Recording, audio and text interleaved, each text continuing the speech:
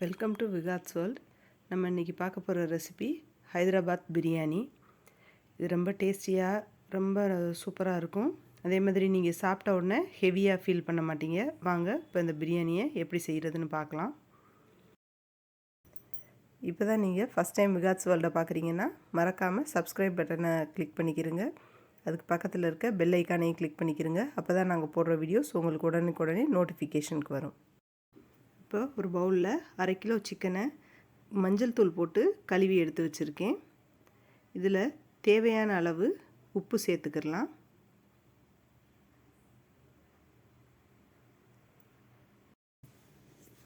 இதில் ஒரு 1/2 table spoon lemon சேர்க்கணும். அதுக்கு நான் ஐஸ் க்யூபாக சேர்த்துக்கிறேன் லெமனை.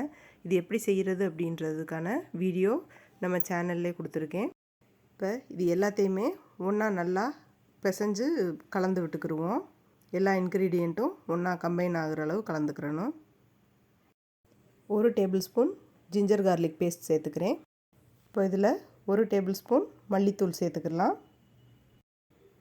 இதில் இப்போ காஷ்மீரி சில்லித்தூள் 1/2 டேபிள் ஸ்பூன் சேர்த்துருக்கேன். கரம் மசாலா 1/2 டேபிள் ஸ்பூன் சேர்த்துக்கிறேன். ஒரு பச்சை மிளகா சேர்த்துக்கலாம். பொடியாக நறுக்கி வச்சுருக்க புதினா ஒரு 25 கிராம் அளவுக்கு இதில் சேர்த்துக்கலாம். மல்லித்தலை பொடியாக நறுக்குனது ஒரு 25 கிராம், அதையும் இதில் சேர்த்துக்குவோம். இதில் தாளிப்பு ஐட்டங்கள்லாம் எடுத்து வச்சுருக்கேன். பட்டை, ஒரு பிரிஞ்சி இலை, ஒரு ஸ்டார் ஆனிஸ், கொஞ்சம் கல்பாசி, அதுக்கப்புறம் ஏலக்காய் 2, கிராம்பு 3, இதை இதில் சேர்த்துக்கிடலாம். 1/4 டீஸ்பூன் மிளகு இதில் சேர்த்துக்கிடுவோம்.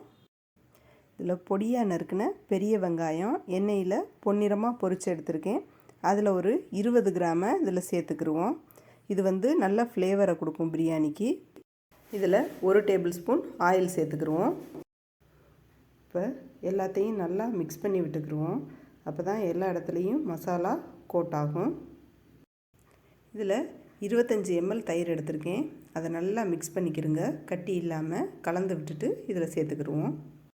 இந்த மசாலா எல்லா சிக்கன்லேயும் படுறது மாதிரி நல்லா மிக்ஸ் பண்ணி விட்டுக்கிடுவோம். அப்போ தான் இந்த சிக்கனில் இறங்கும். இப்போ நம்மளுக்கு ஹைதராபாத்தி பிரியாணி மசாலா ரெடி ஆயிடுச்சு.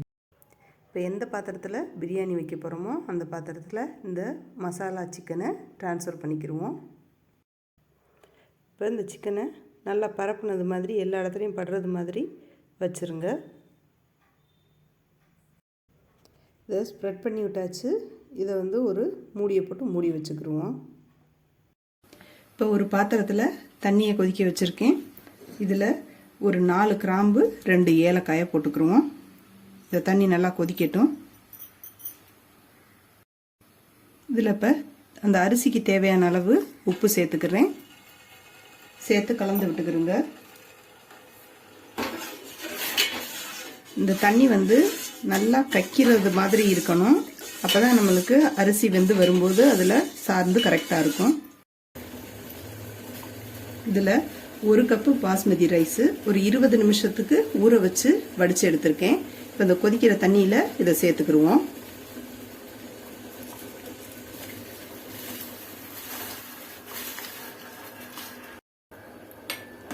அரிசியை சேர்த்ததுக்கப்புறம் நல்லா கலக்கி விட்டு இது கொதி வரட்டும். இப்போ சாதம் பாதி வெந்திருந்தால் போதும். இந்த மாதிரி ரொம்ப வேக விட வேண்டாம். இந்த ஸ்டேஜில் இந்த தண்ணியை மட்டும் வடிச்சிட்டு ரைஸை தனியாக எடுத்துக்கிடுவோம். இந்த தண்ணியை வேஸ்ட் பண்ண வேண்டாம். அதுக்கப்புறம் நம்ம பிரியாணி செய்யும்போது சேர்த்துக்கிறணும். அதனால் ரைஸை மட்டும் தனியாக எடுத்து வடித்து வச்சுக்கிடுவோம்.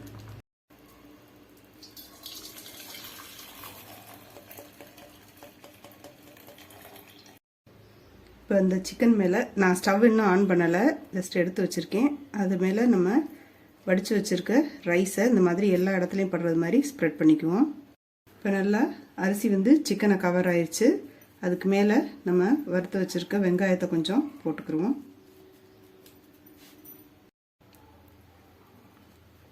இது மேலே கொஞ்சம் புதினா, அதுக்கு மேலே கொஞ்சம் மல்லித்தலை. இப்போ மிச்சம் இருக்கிற ரைஸையும் இது மேலே அப்படியே ஸ்ப்ரெட் பண்ணி விட்டுக்குருவோம்.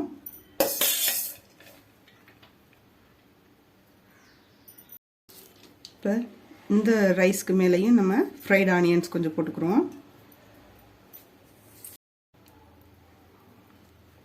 இது மேலே கொஞ்சம் புதினா, அதுக்கு மேலே கொஞ்சம் மல்லித்தலை.